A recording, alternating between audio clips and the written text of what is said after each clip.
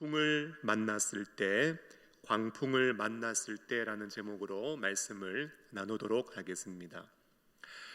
사랑하는 성도 여러분, 원래 주보에 나간 본문과 제목이 있습니다. 하지만 제가 말씀을 준비하다 보니 그 말씀은 3월 13일 주일에 우리 성도님들과 함께 나누면 참 좋겠다, 이런 마음의 감동이 있어서 그 말씀은 좀 뒤로 하고 새로운 본문과 제목으로 말씀을 나누도록 하겠습니다. 여러분, 우리가 인생을 살아가다 보면 광풍을 만날 때가 있습니다. 여러분, 광풍은 말 그대로 우리의 인생에 거세게 몰아닥치는 미친 바람이지요. 광풍을 만나면 배가 뒤집히고 파손되고 한순간에 목숨과 모든 것을 잃어버릴 수 있습니다. 그래서 사람들은요, 광풍 만나기보다 인생 가운데 하나님이 불어주시는 순풍 만나기를 간절히 기도합니다.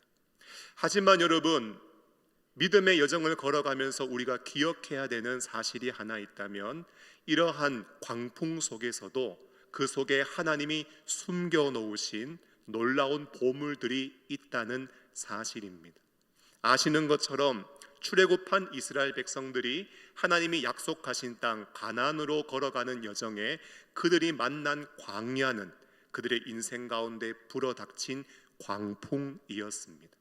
참 만만하지 않고 힘든 길이었지요. 그런데 그 길 가운데 이스라엘 백성들은 만나와 메추라기에 하나님의 공급하심을 경험합니다. 불기둥과 구름기둥이라는 한 번도 경험해보지 못한 놀라운 하나님의 인도하심을 받게 되고, 호렙산 반석에서 물이 나오면서 한 번도 마셔보지 못한 광야에서 생수를 맛보게 됩니다. 여러분, 40년 광야를 도는데요, 옷이 헤어지지 않습니다. 그리고 발이 부르트지 않습니다. 요즘 말로 말하면은요, 그 오랜 기간을 거친 길을 걸어가면서도 관절 상하지 않고 발에 물집 잡히지 않았다는 것입니다. 분명히 그들은 지금 인생의 광풍을 만났지만 그 속에서 놀라운 하나님의 은혜와 역사, 이 보물들을 경험하고 있는 것이지요. 여러분, 혹시 학창 시절에 보물찾기 해보셨습니까? 소풍을 가면 제일 먼저 교장 선생님이 훈시 한번 하십니다. 함께 장기자랑도 하고 어울림의 시간을 가진 다음 부모님이 새벽부터 정성스럽게 준비해 준 도시락을 먹다 보면 한두 분의 선생님이 분주하게 움직이기 시작합니다. 보물 숨기고 있는 것이지요. 그러면서 소풍의 가장 마지막 하이라이트에 보물 찾기 합니다. 그런데 보물이 어디에 숨겨져 있던가요? 찾기 쉬운 곳에 보물이 잘 눈에 띄지 않습니다. 어디 깊숙한 곳에, 높은 곳에, 정말 찾기 쉽지 않고 어려운 그곳에 보물은 숨겨져 있습니다. 여러분, 우리의 인생의 광풍을 만났을 때, 맞아요, 너무나 힘들고 어려운 시간이지만 무조건 그 광풍 무서워하고 피하려고만 하는 것이 아니라 그 광풍 속에 하나님이 숨겨놓은 보물이 있다. 여러분, 그 보물을 발견하기를 소원하는 믿음의 시각을 우리는 가질 수 있어야 합니다. 여러분, 사도행전 27장, 28장은요, 이제 바울이 변론을 마친 다음에 그토록 사모했던, 여러분, 로마로 가는 긴 여정을 우리에게 소개해 주고 있습니다. 바울은 그 여정 속에 예상하지 못한 광풍을 만났습니다. 사도행전 27장 14절 말씀을 보면 얼마 안 되어 섬 가운데로부터 유라굴로라는 광풍이 크게 일어나니, 유라굴로라는 큰 광풍을 만났습니다. 여행이 참 쉽지 않네요. 그 상황이 어떠했는가? 20절은 이렇게 말씀합니다. 여러 날 동안 해도 별도 보이지 않고 큰 풍랑이 그대로 있음에 구원의 여망마저 없어졌다고 말씀합니다. 해도 보이지 않아요. 별도 보이지 않아요. 앞이 캄캄합니다. 구원의 여망마저 사라진 상황, 죽을 지경 되었다는 의미입니다. 이제 더 이상 살 수 없구나, 나 죽었구나 하는 절망의 상태에 빠질 만큼의 광풍을 만났지만 여러분 결국 어떻게 되느냐? 사도행전 28장 제일 마지막 절 31절을 보면 하나님의 나라를 전파하며 주 예수 그리스도에 관한 모든 것을 담대하게 거침없이 가르치더라 말씀을 하고 있습니다. 바울은 그 광풍 속에서 정말 죽은 것이 아니라 그 광풍을 뚫고 돌파하여 그토록 사모하던 로마의 한복판 심장부에 들어가 그토록 전하고 싶었던 예수 그리스도를 증거하며 전도자의 인생을 살아가고 있습니다. 광풍이 있었지만, 광풍 만났지만 광풍한테 쓰러지지 않았어요. 광풍 앞에 무릎 꿇지 않았어요. 뚫고 나아가서 담대하게 거침없이 예수 그리스도와 하나님 나라를 전파하는 삶을 살았던 바울. 여러분, 이것이요, 오늘 우리가 인생을 걸어가면서 광풍을 만나고 거친 바람을 만나고 예상하지 못한 돌풍을 만났다 할지라도 여러분, 우리가 살아가야 하는 삶이요, 반드시 살아내야 하는 삶의 모습인 줄로 믿습니다. 여러분, 광풍은 어떤 것일까요? 우리는 먼저 광풍에 대한 이해를 좀 가질 필요가 있는데요, 여러분, 광풍은 자연적으로 발생하는 것입니다. 여러분, 바울은 지금 가이사랴를 출발하여 로마로 가려고 합니다. 그런데 27장 4절 말씀을 보면 또 거기서 우리가 떠나가다가 맞바람을 만나게 되었습니다.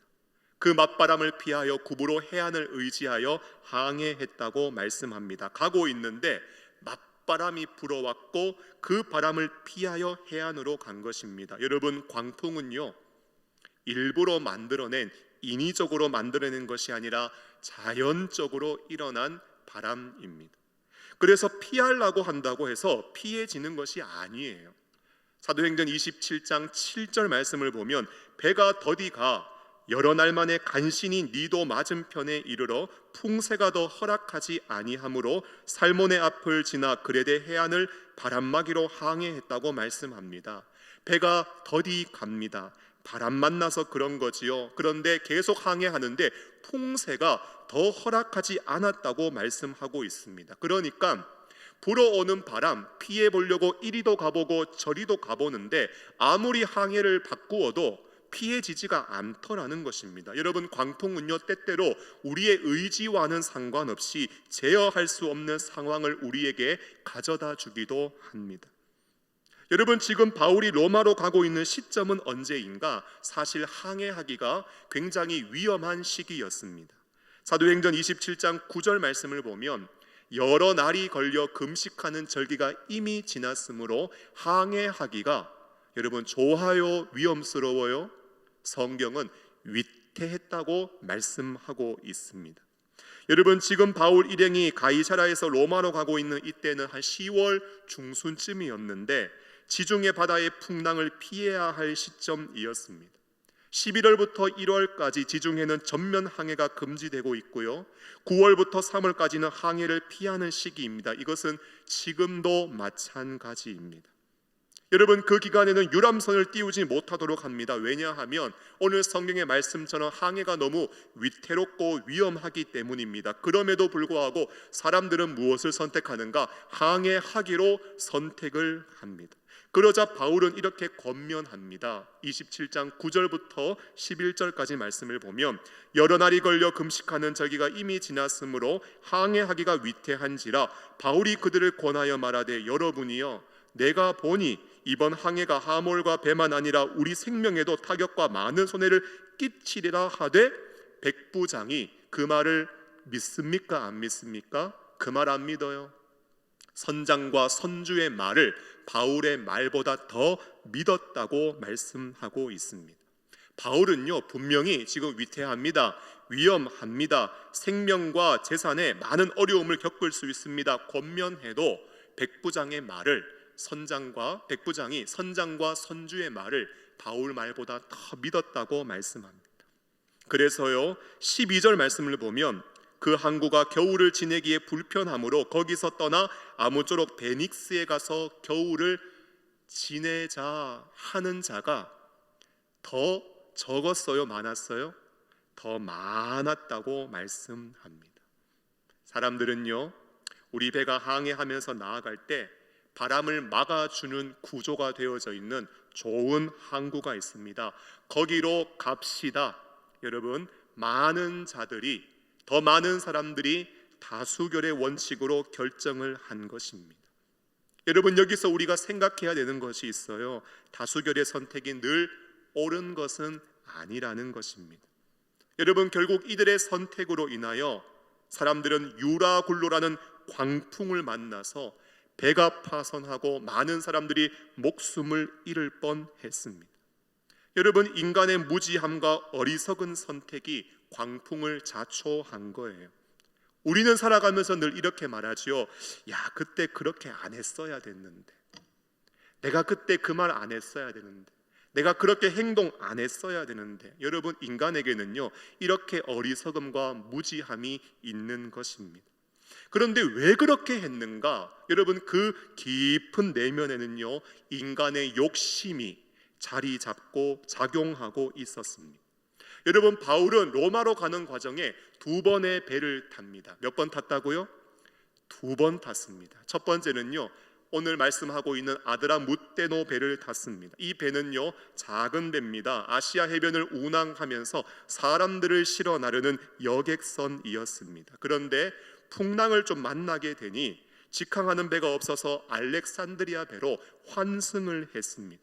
그런데 알렉산드리아 배는요, 아드라무떼노 배와는 달리 크기가 큰 배였습니다. 여러 가지 곡식과 물자들을 실어 나르는 운송선이었습니다. 사실 운송선은요, 빨리 가서 물건 내려놓고 하역하고 돌아와야지만 많은 돈을, 많은 이익을 낼 수 있습니다. 요즘 말로 말하면은요, 사업의 회전율이 빨라야 된다라는 것입니다. 지금 빨리 갔다 오지 않으면 시간 다 낭비해버린다는 거예요. 지금 서두르지 않으면 곡식 다 상해버린다는 거예요. 그렇게 되면 결국 사업 망치고 결국 다 망하게 된다는 것입니다. 그러니까 빨리 가자. 들어보니까 사람들이 다 괜찮거든요. 동의하고 다수결로 결의를 한 것입니다. 여러분, 보니까요, 인간의 욕심이 여러분 광풍 속으로 자신을 몰아넣습니다. 여러분, 가정에서 가장이 욕심 부리면은 가족 전체를 광풍 속으로 몰아넣습니다. 교회 안에는요, 교사가 욕심 부리고 구역장이 욕심 부리고 만일 한 사람의 목회자가 욕심에 사로잡히면 여러분, 온 교회를 광풍 속으로 몰아넣는 것입니다. 여러분, 광풍은 자연스럽게 일어나는 것이로되 자신의 욕심과 욕망이 혹시나 광풍 속으로 공동체를 몰아넣는 것은 아닌지, 여러분, 우리는 광풍을 만났을 때 항상 우리의 심령과 신앙을 점검할 수 있어야 하는 것입니다. 여러분, 다음으로 광풍 속에서 끌려다니지 않는 믿음을 우리는 가질 수 있어야 합니다.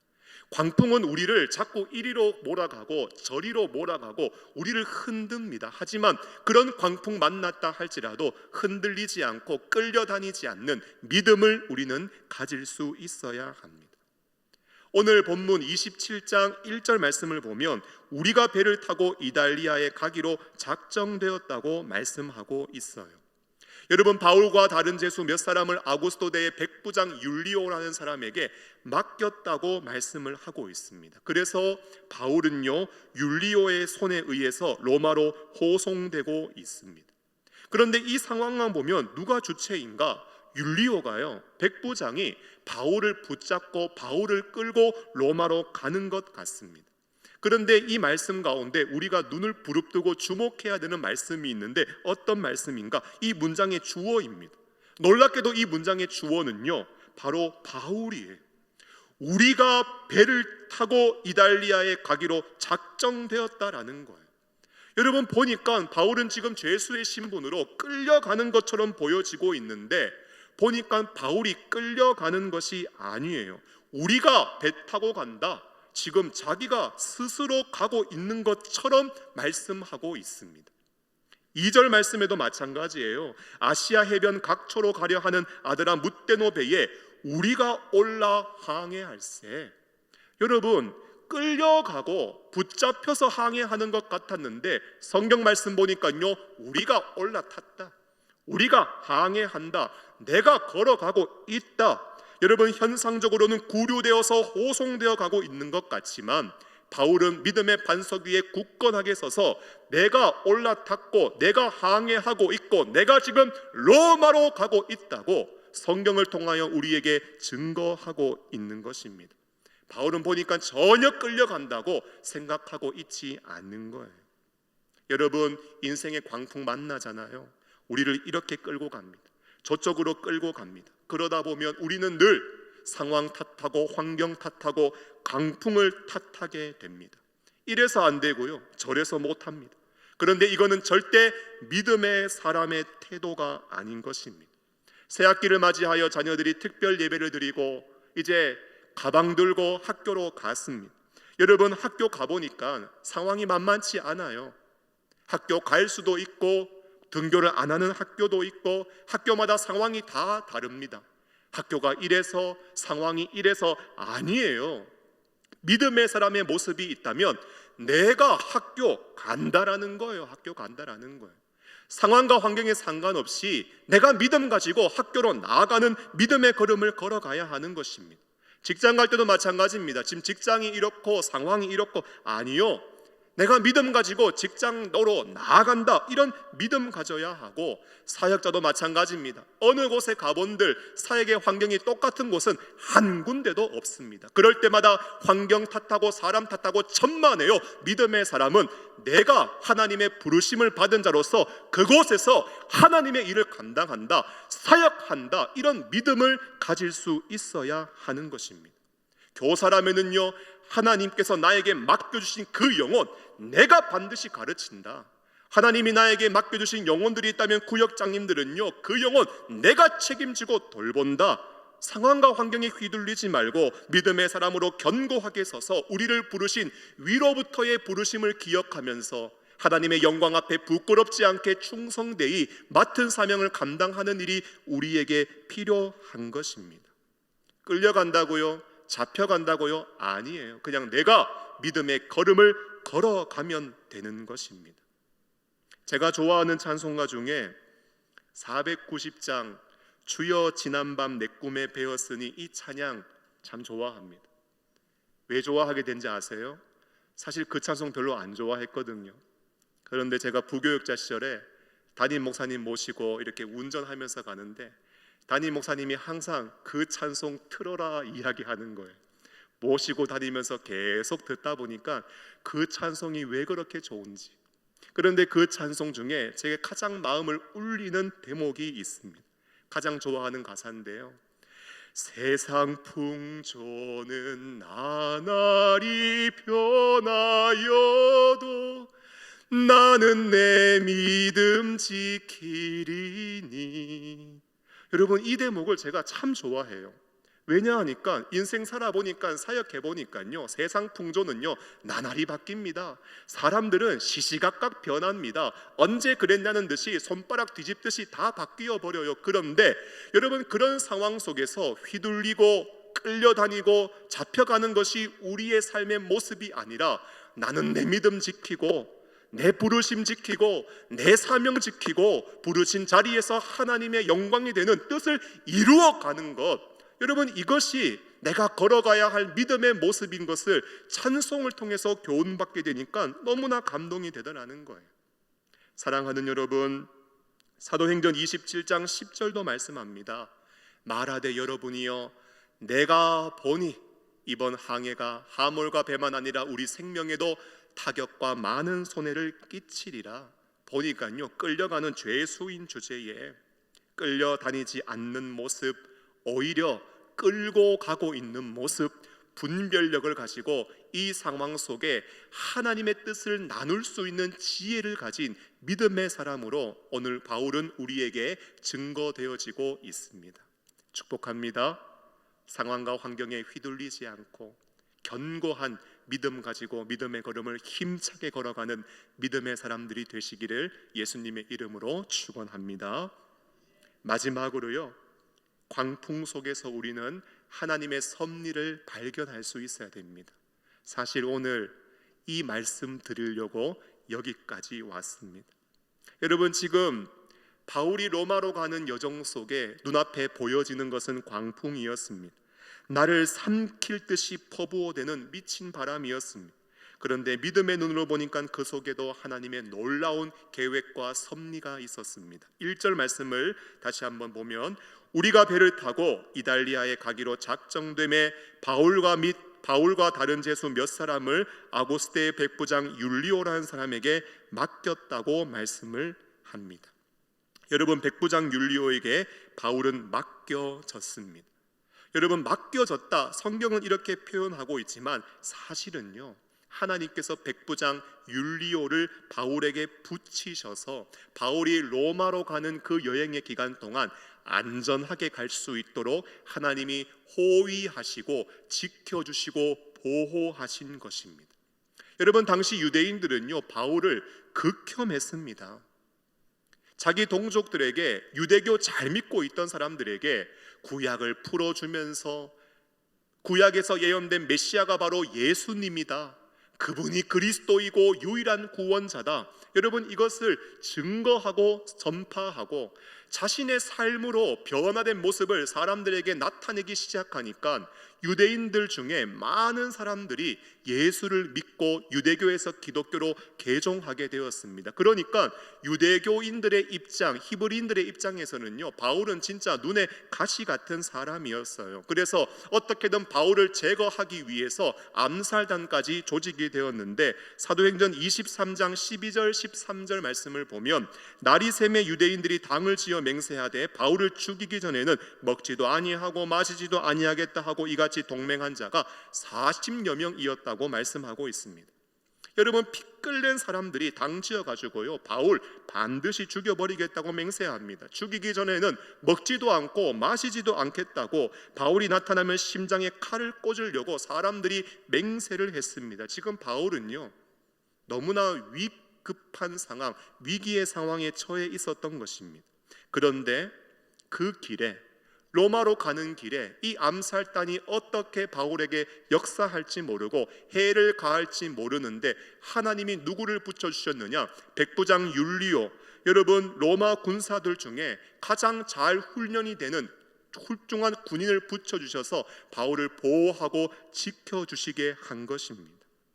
여러분, 율리오란 이름만 등장하고 있지만 역사학자들은요, 율리오만 붙여주신 게 아니라 율리오 수중에 있는 모든 수하들이 함께 바울을 호위하면서 그를 호송했다고 해석합니다. 왜요? 지금 바울을 누구 앞에 데리고 가야 돼요? 황제 앞에 데리고 가야 되거든요. 가는 길에 어떤 사건과 사고도 일어나면 안 되거든요. 오늘날로 보면 청와대 경호원들이 지금 24시간 바울을 밀착 경호하고 있는 것입니다. 가이사라에서 로마까지는 직선거리로 2240km, 서울과 부산을 왕복 한 3번 정도 할 거리가 됩니다. 그런데요, 배가 직선으로만 갑니까? 여러분, 가는 동안 굽이 가는데 무슨 일 만날지 모르잖아요. 그런데 하나님이 율리오를 통해서 바울을 지키시고 보호를 합니다. 아마도 율리오는요, 부하들에게 이렇게 말했을 거예요. 여봐라, 잘 지켜라. 이놈 중범죄자야. 반드시 황제 앞에 데리고 가야 될 사람이다. 그런데 그 소리가요, 바울에게는 이렇게 들렸을 거예요. 잘 모셔. 어떤 사람이라도 해를 가하지 않도록 철저하게 지키고 보호해. 여러분, 아드라무떼노 그 배는요, 죄수를 태우고 가는 배였고 바람과 광풍을 이기지 못하는 배였지만 하나님께서 바울을 지켜주시는 보호자를 심겨놓은 섭리의 배였던 것입니다. 또한 사도행전 27장 3절 말씀을 보면, 이튿날 시돈에 되니 율리오가 바울을 친절히 대하여 친구들에게 가서 대접받기를 허락했다고 말씀하고 있습니다. 여러분, 바울은 3차에 걸쳐서 전도여행을 했습니다. 전도여행을 다니면서 지중해 연안의 곳곳을 돌아다녔는데, 제가 성경 보니까요, 시돈에는 한 번도 간 일이 없었습니다. 그런데 바울은 마지막 사역의 여정에 어디를 들리느냐? 시돈에 들립니다. 그런데 가보니까 그곳에 누가 있는가? 친구들이 있어요. 성경은 친구들이라고 했지만 바울이 복음을 전했고 그 복음이 곳곳에 전파되면서 그 복음이 시돈까지 증거되어지면서 그 시돈 땅에도 예수님을 만난, 예수님을 믿은 사람들이 있는데 지금 그 사람들이 바울이 온다는 이야기를 듣고 바울을 만나기 위해서 나온 것입니다. 제가 조금 각색해 보면은요, 각색을 해보면 바울이 온다고 하니까 시돈의 친구들, 시돈의 예수 믿은 사람들이 현수막을 들고 있습니다. 웰컴 바울, 우리가 당신을 위해 기도하겠습니다. 좌절하지 마십시오. 절대로 용기를 잃지 마십시오. 여러분, 율리오에게 특혜를 입어서 가서 대접받고 오라고 합니다. 그런데 바울 혼자 보내겠습니까? 가장 출중한 부하들 몇 명 붙여서 또 밀착 경호를 받으면서 이동을 하게 되겠지요. 가서 사역의 마지막 말년에 뜻하지 않는 장소에서 뜻하지 않는 사람들을 통하여 바울이 얼마나 위로를 받는지, 평생 복음 들고 믿음의 걸음, 증인의 걸음을 걸어가면서 가는 곳곳마다 환경 때문에, 위협 때문에, 사람들 때문에 얼마나 많은 고생과 아픔과 상처도 받았습니까? 그런데 시돈의 항구에 갔는데 한 번도 가보지 않았던 그곳에 믿음의 친구들이 있었고 그들이 바울을 환영하고 있었고 바울을 융성히 대접해주고 있었습니다. 여러분, 아드람무떼노 그 작은 배를 타고 가는 과정 속에 광풍을 만나게 되었지만 오히려 그 속에서는요, 하나님의 위로와 하나님의 큰 사랑에 숨겨져 있는 은혜로운 위로의 배였던 것입니다. 말씀을 마무리합니다. 사랑하는 여러분, 우리가 인생을 살아가면서 광풍을 만날 때 있습니다. 지금 바울도 붙잡혀서 죄인처럼 사람들이 자신을 다루고 있고 광풍을 피해서 이리저리 쫓겨다니고 있는 상황이지만 오늘 하나님이 이 바울을 통하여 우리에게 주시는 것이 있다면 그런 광풍 속에서도 바울을 지키고 보호할 보호자를 숨겨두었고 지금까지 사역하며 믿음의 걸음을 걸어가면서 상처나고 찢겨진 그 마음을 싸매어주고 위로해줄 위로자를 예비해 놓으신 것, 여러분, 이것이 광풍을 만난 자에게 하나님이 예비해 놓으신 놀라운 은혜의 섭리였습니다. 사랑하는 여러분, 지금 여러분들은 어떤 바람을 맞고 계십니까? 순풍입니까? 점점 바람이 예상하지 못하게 거세게 몰아닥치고 있습니까? 전혀 예상하지 못한 돌풍 만난 분이 있습니까? 아니면 오늘 성경처럼 인생을 그냥 뒤집어 버릴 만한 광풍을 만난 분들도 있지는 않습니까? 여러분, 순풍 만나고 계십니까? 그러면 하나님께 감사하십시오. 감사하십시오. 예상하지 못한 바람, 돌풍 불어오고 광풍을 만났다면 오늘 말씀을 기억하시고 그 속에서도 하나님은 나를 지키시고 보호하시고 하나님은 그 어려움 속에서도 나를 위로해주고 내 손 붙잡고 일으켜 세워주실 하나님의 위로의 은혜를 하나님은 이 광풍 속에서도 예비해 주셨다는 사실을 기억하며 우리가 찬양하며 기도할 때 하나님의 위로의 은혜가 우리 속에 충만할 수 있기를 예수님의 이름으로 축원합니다.